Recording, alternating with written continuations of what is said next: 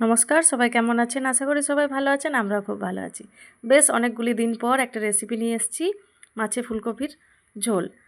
সে আবার কেমন রেসিপি আপনারা বলবেন, কারণ সবাই জানে এই রেসিপিটা এত সহজ, কিন্তু আমি কিভাবে বানাই সেটা তো আর সবাই জানে না, তাই ভাবলাম একটু শেয়ার করি অনেক দিন পর। তো মাছগুলোকে কেটে ধুয়ে পরিষ্কার করে ভেজে নিলাম, আর ফুলকপি আর আলুটাকেও কেটে নিয়েছি, ওটাকেও ভেজে নেব মাছের তেলটাতেই। তো মাছের তেলটাকেও ওটাকেও ভালো করে ভেজে নিলাম। আমি মাছের সব রকম পিস নিয়েছি, আপনারা আপনাদের পছন্দ মতো নিয়ে নেবেন। আমি কাতলা মাছ দিয়ে বানাচ্ছি, তো এটাকে ভালো করে উল্টোপাল্টা করে নিচ্ছি। মোটামুটি হাফ সেদ্ধ হয়ে গেছে এগুলো ভাজার সময়। তারপর কড়াইয়ে দিয়ে দিয়েছি সরষার তেল। তেলের মধ্যে অল্প একটু পাঁচফোড়ন, একটা শুকনো লঙ্কা, একটা তেজপাতা, অল্প একটু চিনি, ওটা দিয়ে দিলাম। তারপর এবার এখানে আমি দেব আদা, রসুন, টমেটো, পেঁয়াজ, এটাকে আমি পেস্ট করে রেখেছিলাম, সেটা দেখালাম। তো ওইটা এর মধ্যে দিয়ে দিলাম, ওই পেস্টটা। এটাকে বেশ কিছুক্ষণ কষিয়ে নেব, মশলার থেকে তেল ছেড়ে আসা পর্যন্ত কষাতে হবে।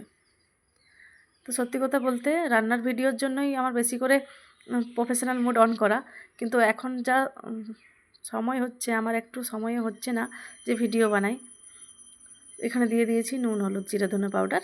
এটাকে আরও কিছুক্ষণ কষিয়ে নেব, কারণ মাঝিবাবুর ডিউটি চলছে 12 ঘন্টা, তো ওকে খাবার দেওয়া থাকে দুপুর 12টার সময়।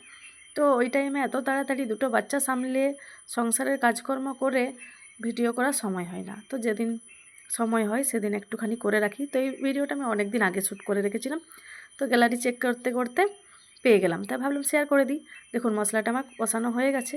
এরপর আমি এখানে ভেজে রাখা আলু আর ফুলকপি দিয়ে দিলাম। এখন যেহেতু ফুলকপির সিজন চলে আসছে, তো সবাই অবশ্যই মাছে ফুলকপিতে বানাবেনই।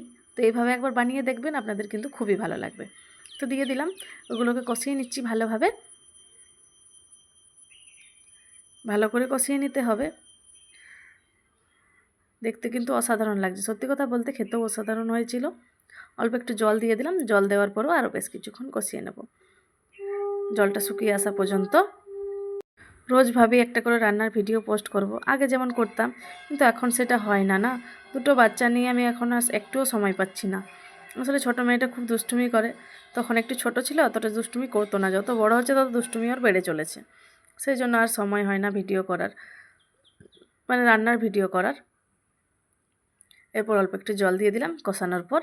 এটা অল্প একটু কাঁচা লঙ্কা দিয়ে দিলাম, আপনারা লঙ্কাটা আপনাদের স্বাদ মতো দিয়ে দেবেন। এটা ফুটে গেছে, এরপর এখানে আমি মাছগুলো দিয়ে দেবো। এটা তো ভাজতে ভাজতে সেদ্ধ হয়েই গেছিলো, তবু বেশ কিছুক্ষণ ফোটাবো আর তারপরে নামিয়ে নেব। তো মাছটা দেওয়ার পর কিছুক্ষণ ফোটাতে হবে, নাহলে স্বাদটা ঠিক আসবে না। তারপর অল্প একটু দিয়ে দিলাম গুঁড়ো গরম মশলা। এটাকেও বেশ কিছুক্ষণ নাড়াচাড়া করে নেব, অল্প একটু ফুটিয়ে নেব, তারপর নামিয়ে দেব। আপনাদের কেমন লাগলো ভিডিওটা আপনারা কিন্তু অবশ্যই জানাবেন। ভালো লাগলে লাইক, কমেন্ট, শেয়ার করে দেবেন। জানি এখন ভিডিওতে ভিউজ নেই, তবুও বললাম যার কাছে ভিডিওটা যাবে অবশ্যই একটা কমেন্ট করবেন, তাহলে আমিও আপনার পরিবারে যেয়ে কমেন্ট রেখে আসতে পারবো, বন্ধু করে নিতে পারবো।